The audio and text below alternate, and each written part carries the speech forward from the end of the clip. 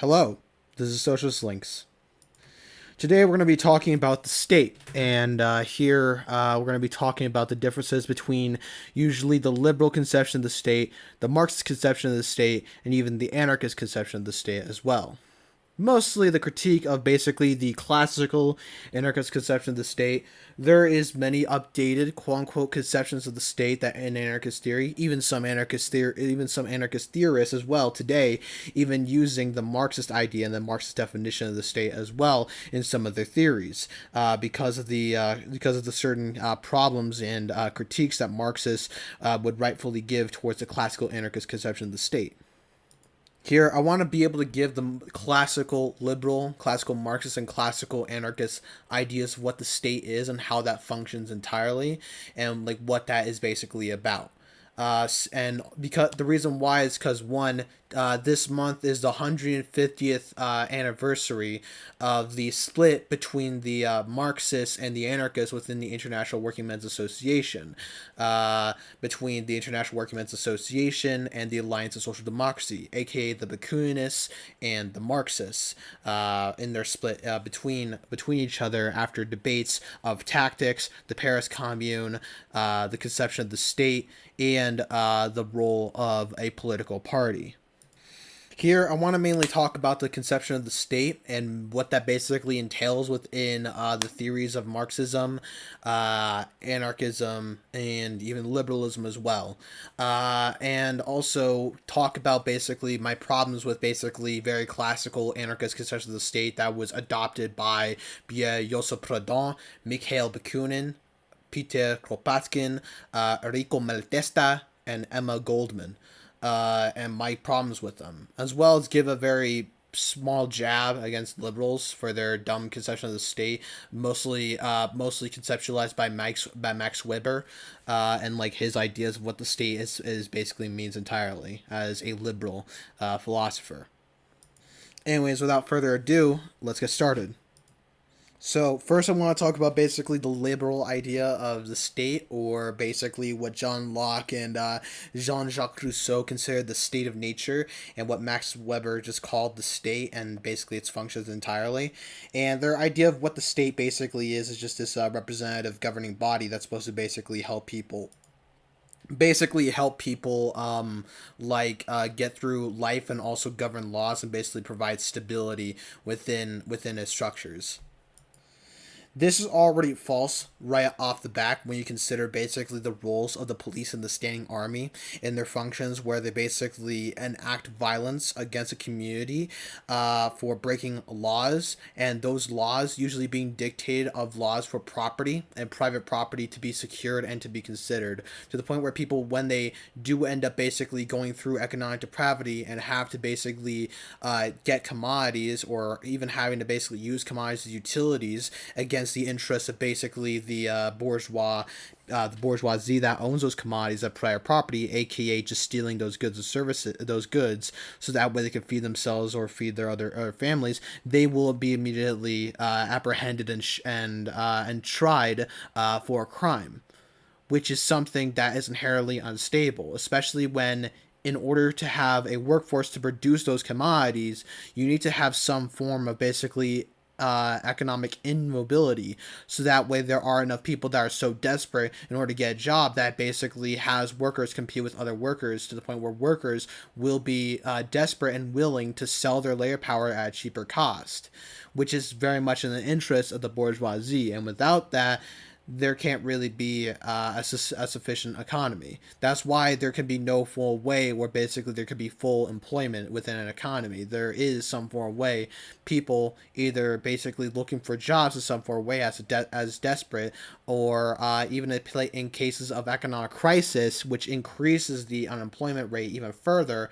There is going to be people that are going to be very desperate in order to just basically get some form of job and get some form of income.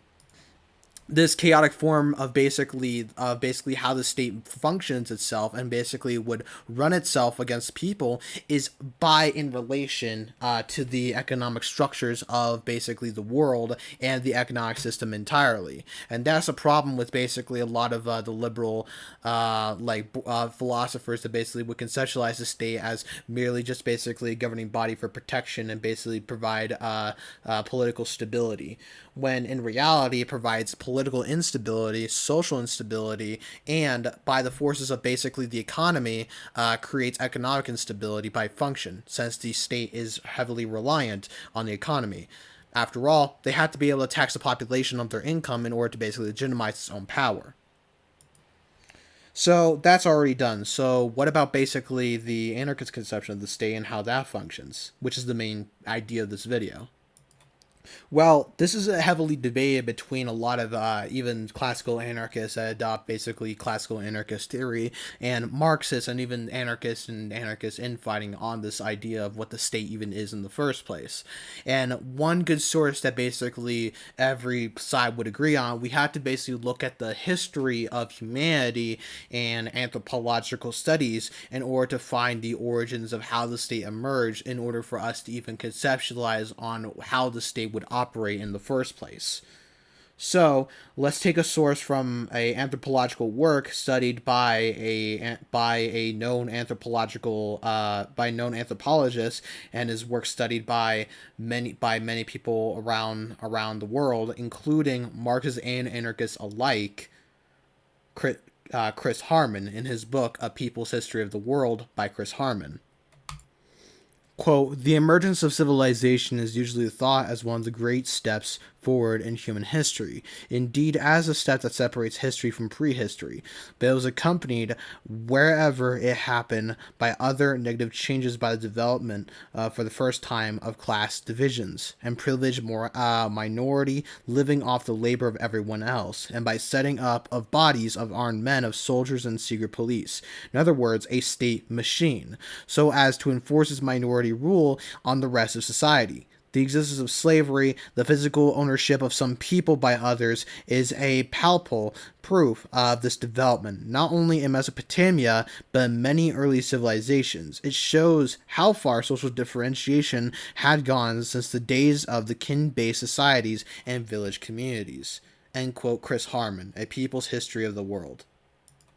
So, as we can see here from Chris Harman's own research and analysis of basically anthropological sites, and even the very first idea and the very first conception of the state within the areas of Mesopotamia, we have actually seen that this state emerged as a way where basically a class that already existed owning other people and setting up different brotherhoods of military services such as a police and a standing army in order to enforce this rule and impose authority and violence against others in order to basically act as an authority of the ruling class of the slaveholdry against the enslaved of Mesopotamia. With these classes coming about and then subjecting the rule of the people as property itself and property owned by others, there was rebellion. Thus, it called for there to be an armed force to enforce this and subject the oppressed to the rule of the oppressors that had brought them into the position through acts of violence. Thus, a ruling class subjecting the rule of another class to them at the premise. All of this just proves basically the very idea and the very analysis that Karl Marx and Friedrich Engels actually gave when they did their own independent study on anthropology, in saying our divisions among the social relations to the means of production is what lead to the state having to form to enforce those divisions. Not that the state was a natural thing humanity chose to develop itself, which is something that Peter Kropotkin and Mikhail Bakunin argued did happen, when in reality, from the studies of Chris Harman that actually prove Karl Marx and Friedrich Engels correct, that actually did not happen. The divisions within our social relations to the means of production is what led to the state in order to basically enforce those antagonistic social relations. Quote, this contradictory behavior is not the result of some inherently selfish human nature, but of a contradiction built of the productive system. Production itself does not rely on cooperation from the whole group in hunter-gatherer societies, but it is based on a large and care of the redistribution and reproduction rather than production. As Karen Sach put it, there is a contradiction in this mode of production between lineage-based relations of production and forces of production that mainly depend on households. The survival of society depends on both the individual concerns of households, which sustain the production and the cooperative altruistic sharing of the group, and ensures reproduction. And this means the household can put up the resistance to its obligations to the wider society if conditions arise in which its own survival is at stake. It is not a question of individual benefit versus social welfare, but the needs of one element in the mode of production clashing with other elements. End quote. Chris Harman, A People's History of the World. This is a direct attack against the conservative and the classical anarchist conception of how the state came about. Specifically for the anarchists Peter Kropotkin, Mikhail Bakunin, Pierre-Joseph Proudhon, Enrico Malatesta, and Emma Goldman that cited Peter Kropotkin and Mikhail Bakunin themselves as basically why they think the state emerged as just basically a useful thing due to basically the nature of the time.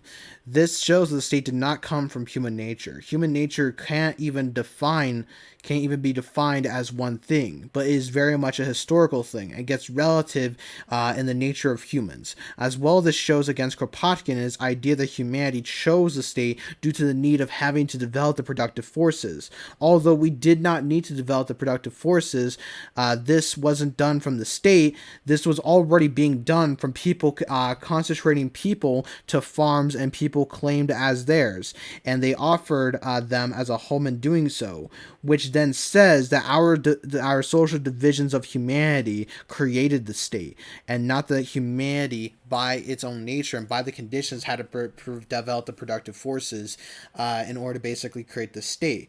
Rather, the state is not the root of everything. Rather, the class and the social divisions between these people and their social relations, that is the root of what actually caused the state to emerge. And yes, Peter Kropotkin did argue that the state was a natural occurrence in order to basically, due to the social conditions that needed protection of certain communal collectives in order for basically people to live. But that this state has now become obsolete over time into our modern context when he was writing, and when slavery and feudalism was basically coming about, he thought that basically the state had now become obsolete. Here's a quote from Peter Kropotkin on this subject of why of him saying this. Quote, by always using the same method, anarchy also arrives at conclusions which are specifically its own with regards to the political forms of society, and especially the state.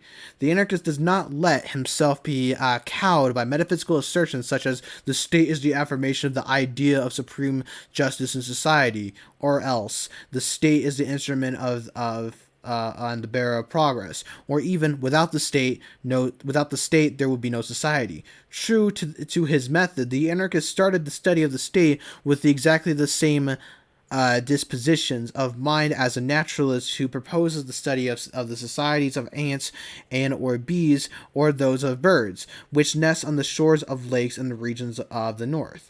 We have seen from the short summary which has just been given in chapters 10 and 12, to which conclusions we have come to in light of these studies with regard to the political forms of the past and their probable desirable evolution in the future.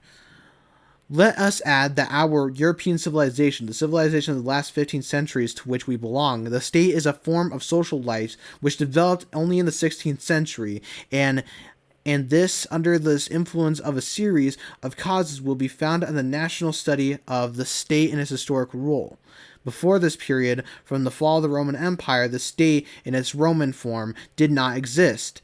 if it exists despite the everything in school history books, is a product of the imagination of historians who wanted to trace the genealogical tree of royalty in France to the chiefs of Merovingian bands in Russia, or to Rurik, etc. In actual history, the modern state was reconstructed only upon the ruins of medieval cities. End quote. Peter Kropotkin, Modern Science and Anarchy. This only furthers the theoretical bankruptcy of the classical anarchist conception of the state and weighs on how many anarchists see the state as merely a centralized authority with a controlled territory that enacts violence, which not only suggests that the liberal bourgeois states today are not states because they function on the practices of separation of powers theorized by John Locke, Jean-Jacques Rousseau, Thomas Paine, Thomas Jefferson, and Maximilien Robespierre, which is multiple decentralized authorities in a federal umbrella, but also ignores the fact that the state is dependent on the economy and that it uses the given mode of production as a relation to justify itself and not the other way around. As best stated by Marx, the concept of national wealth finds its way into the works of the economists of the 17th century as a notion that wealth is created for the state, whose power, on the other hand, is proportional to its wealth, a notion which, to some extent, still survives even among the 18th century economists. This is still an unintentionally hypocritical manner in which wealth and the production of wealth are proclaimed to be the goal of the modern state, which is regarded merely as a means for producing wealth. End quote. Karl Marx, A Contribution to the Critique of Political Economy. The state is dependent to the capitalist economy to be able to have taxation or to legitimize itself, and for there to be a constant value of money among money from calculated investment from the state to the medium of circulation. The bourgeois state machine does indeed have nation states. However, the structure of such state machine is based on other states using the same kind of state machine. That is a state machine that is based on the interests of the bourgeoisie and the majority of the people that are able to have money circulate in the first place, so the state can tax the population, as well as the state being able to exchange money themselves to get commodities they desire. Thus, they serve as an authority of a ruling class over a non-ruling class, and not just some abstract centralized authority. You must remember, however, the state, isn't the bourgeoisie itself, but the state does depend on the bourgeoisie and acts in the interest for them. For the bourgeoisie are able to facilitate capital, the same accumulation of labor that the bourgeois state in particular has to use to provide services and materials to its people that are abstracted into its sphere of privilege. Thus, when the state has to maintain its interests, they do so with judicial and legislative means of violence and force. Thus, it acts as an authority of a ruling class over a non-ruling class. And since both anarchists and Marxists want a revolution against the state in order to abolish the state, we need to understand one thing. Revolution is a lot more than just the overthrow of the state, as well as than just replacing one state with another. It is to smash the very functions of the previous state to create a new kind of state that is made to abolish itself. Because through the smashing of the state machine and the state being dependent to the economy means smashing of the economic activity as well. In other words, creating a transformative relation of the very mode of production itself. Through the smashing of the state machine also then means they have to also smash the mode of production as well, and introducing new kinds of economic formations that go on to destruct the accumulation of capital, commodity production, and the market and popular circulation of money. There, the consequences of capitalism and its root from money, classes, and the state will begin to be hit at a weak point by targeting the ways where surplus value is able to be produced in the first place. This is what it means for a revolution, and this would continue until capitalism is defeated and socialism can emerge. This is permanent revolution. In revolution, there's usually a general pattern that being from the oppressed class rises up against their oppressor class and the authority of the oppressor class itself. All of this is to then take control of their own power and decisions of lives. That is then used to smash the state machine that is made to make change of the an order of things in society. That is then the result into the smashing of the entire economic system, where it acts as the fast-paced process of changing the economic system and the dismantling of the previous mode of production and the establishing of a new mode of production as a continuing process of change of dismantling the system to the establishing of the new system by the rule of the oppressed class and their interests being acted on against the interests of the oppressor class. The revolution never stops until capitalism is defeated as an economic system has been negated, and until all the effort of abolishing the market, commodity production, mass circulation of money, the standing army, the police, and the parliament / constitutional congresses are made everywhere around the capitalist system, where we then implement the new policies, a part of the fast-paced radical change of establishing a planned economy, utility production, firm-only circulation of money, a proletarian militia, Soviets, and the Vanguard Party acting as the central committee of the Soviets. This is the economic transformation that corresponds to a political transition that is itself the ongoing abolition of capitalism for the ongoing establishing of socialism, where they aren't capitalists due to them by action fighting against it, and not socialists due to their still being class domination by the proletariat over the bourgeoisie by forcibly taking their private property and making it public property. That is itself a revolution, for it is massively changes things in a radical pace. Thus, the revolution has to be permanent until capitalism is defeated. And when capitalism is defeated, that is when socialism can be made. The worker state is the revolution itself. The worker state being the dictatorship of the proletariat, of course.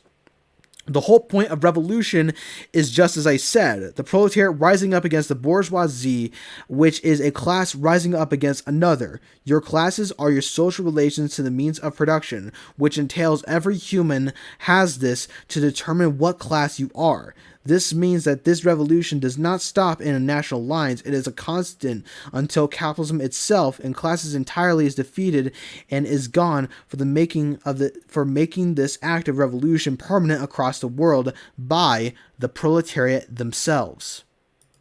As actual Marxists and hopefully anarchists would agree on, socialism and communism has never existed yet at all.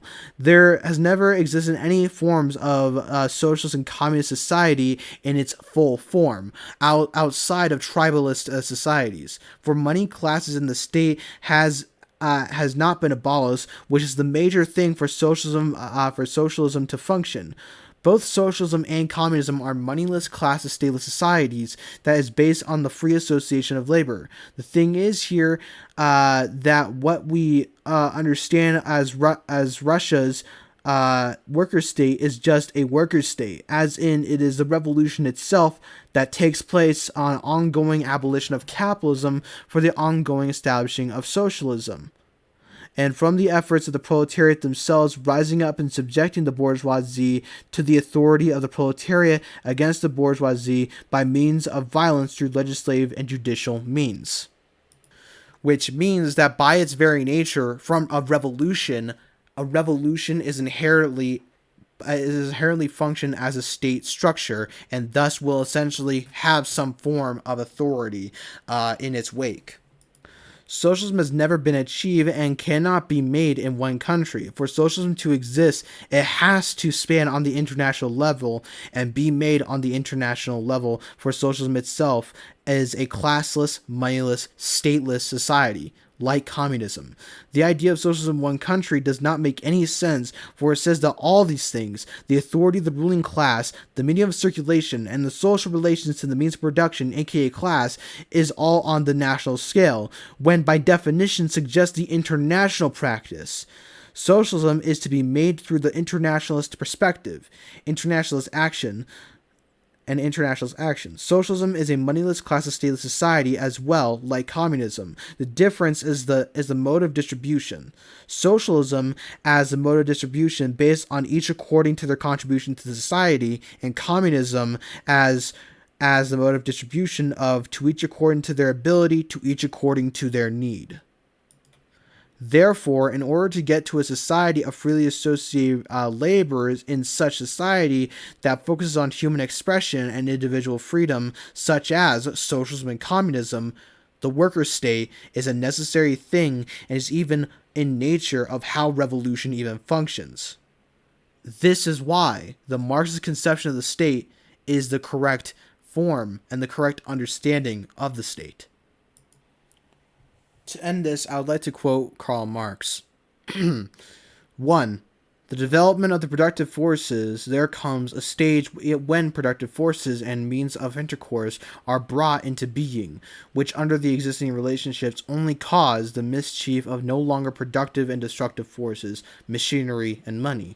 And connected with this, a class is called forth, which has to bear the burdens of society without enjoying its advantages, which ousted from society is forced to most decided antagonism to all other classes, a class which forms the majority of all members of society and form which emanates the consciousness of the necessity of a fundamental revolution, the communist consciousness, which may, of course, arise among the other classes too through the contemplation of the situation of this class.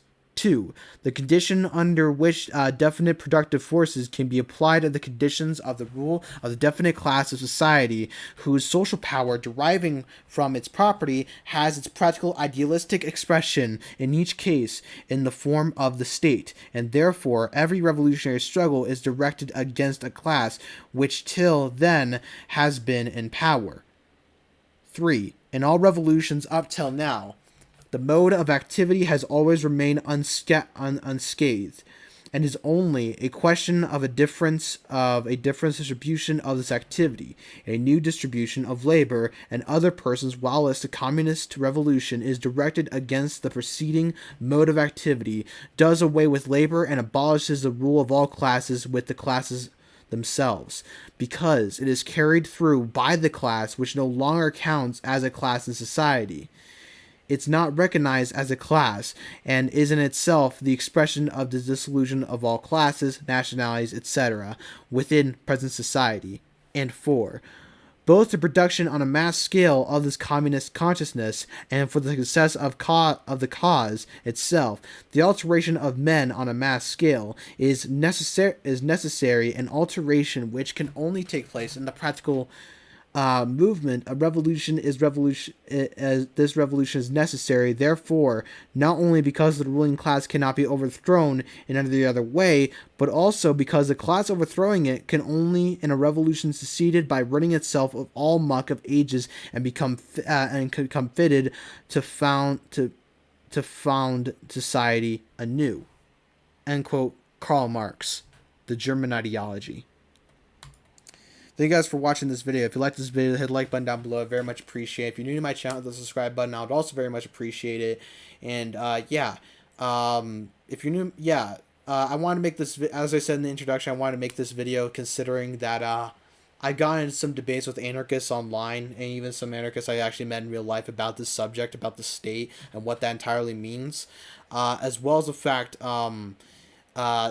this month is, as I said, the 150th anniversary between the split of the International Workingmen's Association and the Alliance of Social Democracy, aka the split between the anarchists and communists within the International Workingmen's Association, that led to the later dissolution of the International Workingmen's Association in splinter groups. Entirely. I just wanted to make this video, and this is a video that I've been planning on making for a while now, and finally got to it, actually. So I'm planning to actually make a more total understanding of anarchism, both in its theory and its praxis later on, which I'm working on currently. I have some scripts already written for works covering economics and even some science as well. So be on the lookout for that. But also, if we're going to talk about anarchism, yeah, I'm working on another video talking about anarchist praxis specifically, and its relation between theory and practice throughout history and even our modern context as well, in order to basically show reasons why I particularly and many other people call themselves Marxists and Leninists and Trotskyists. They don't necessarily agree with anarchists and anarchism real that entirely. So yeah, that's one thing I want to provide. So yeah. Anyways, thank you guys for watching this video, and yeah, hit the like button down below if you like this video, and yeah, see you guys on the next video.